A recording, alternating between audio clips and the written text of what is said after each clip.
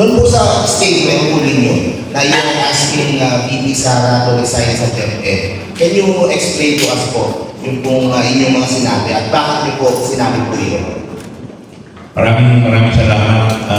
Una sa lahat, gusto ko munang linawin na hindi po ako part ng meeting. Hindi ko po kilala si Presidente Bongbong Marcos. Hindi ko po kilala si First Lady. At hindi ko rin po kilala o hindi rin ako malapit sa aking speaker.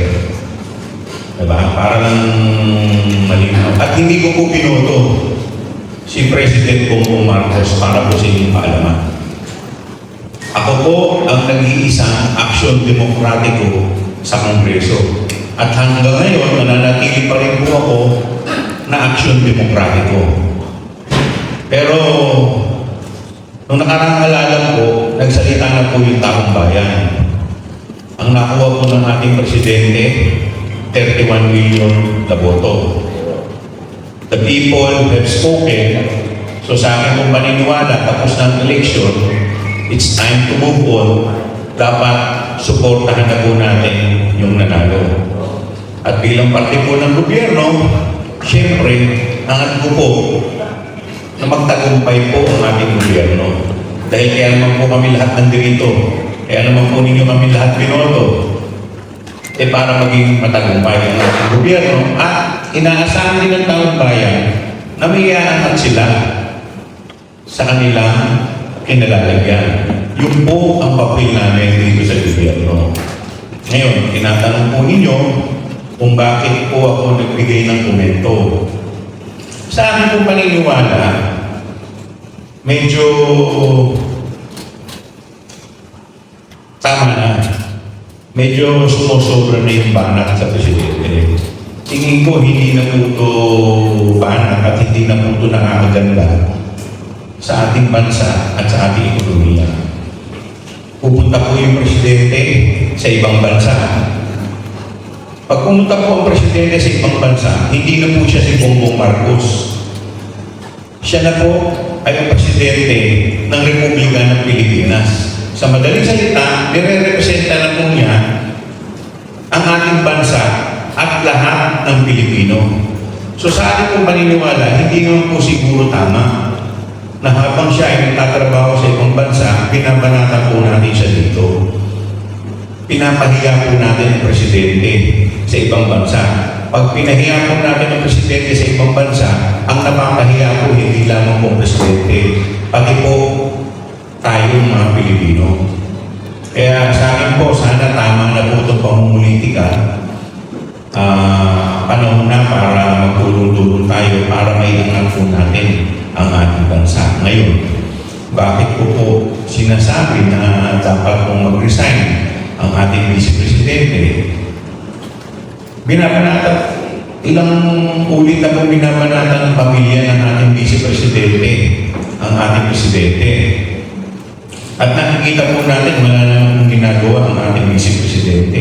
At may mga pagkakataon na umaatin pa po ang ating Vice Presidente sa mga prayer rally na ginagawa ng kabilang kampo.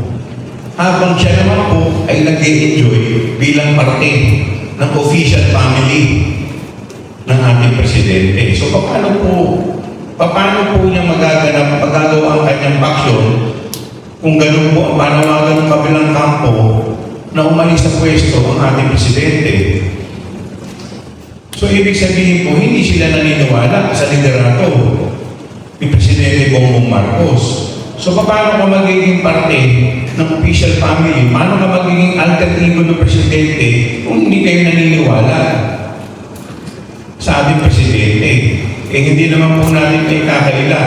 Wala naman po tayong nakikitang effort sa ating Vice Presidente para pigilan ng kanyang pamilya sa ginagawa. So yun lang po ang sa akin. More than ever, yung mga tagays po against both camps, talagang kumbaga on an alarming scale na being a congressman, if ever po ba, or given the chance, na naisip niyo po ba mag-authorize ng law na kung saan mas magbibigay ng pangil para sa mga cyberbullying crimes sa ating bansa? Well, tingin ko dapat it's about time. Kasi medyo nawawala na yung respeto natin sa bawat isa eh. Diba? Sabi nga nila, even enemies, diba, should show some respect. So kahit kalaban mo, dapat medyo nagbibigay ka ng respeto. Eh ngayon, wala na eh, kung ano-ano na. Eh hindi naman ito yung mga bagay na gusto natin, na pinakikita natin sa ating mga anak. Abolish yung MFDA. Hindi po ba parang patama yan sa ating administrasyon? Bakit? MFDA, under ng Office of the President po yan eh. Tayo, upunahin lang po natin kung ano sa tingin natin ang tama. Di ba? So hindi naman po porke ikaw ay nagpuna, then obligasyon po namin yan bilang mambabatas.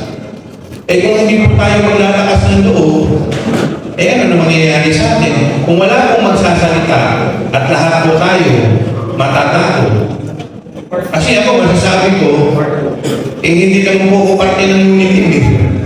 Hindi ko naman sila lahat kampi. Diba? Ako nga lang naging isang aksyon demokratiko sa Kongreso. Diba? So, ano ang, paano mo ko aakusahan ng ganyan? At hanggang ngayon, nananatili akong miyembro ng aksyon demokratiko. And good morning po. Since tayo po ng taga Manila, district 3 po ako. Alam po natin na nung eleksyon, hindi po kayo nasa panig ni PBBM kasi naka-layers po kayo. So, kung tutuusin, dapat kayo sa oposisyon kasi hindi naman kayo panig ni PBBM. Pero ngayon, nakikita po namin yung suporta ninyo sa Marcos administration. So, tanong ko lang po, makakaasa po ba, ilang percent po ang aasahan ng ating mga kababayan ang suportang ipagkakaloob ng Maynila sa Marcos administration? Well, hindi ko po may sasagot ng buong Manila. At least yun sa akin lang po. Ako naman po, kung tama ang ginagawa ng Presidente, susuportahan ko. Pero kung nakikita ko, may mali rin sa ginagawa ng Presidente, eh magiging kritiko rin po tayo. Pero I will not resort to ad hominem. Wala pong ganun. Tayo plain critic lang. At constructive criticism po ang gagawin po natin. Ito naman pag ginagawa ko, hindi ko naman po binabanatan ng ating Vice Presidente. Ang sinasabi ko lang po, yun ang tama niyang gawin. Baka mamaya, ito nga, pag nag-resign siya, maging pabor pa sa kanya, mas lalo pa siya lumakas. Sabihin ng mga tao, ayan ang Vice President namin, may paninindigan. Di po ba? Eh hindi ko naman po siya binabalatan ng below the belt. Wala pong below the belt na banat dito. Sa akin, issue-based lang. Sa tingin niyo po, yung ating Pangulo, bakit po dinidefend pa rin si VP Sara Duterte? Ang tawag po doon, respeto. Kahit binabanatan ka, sabi ko nga sa inyo kahit maglalaban, dapat may certain degree ng respect sa isa't isa.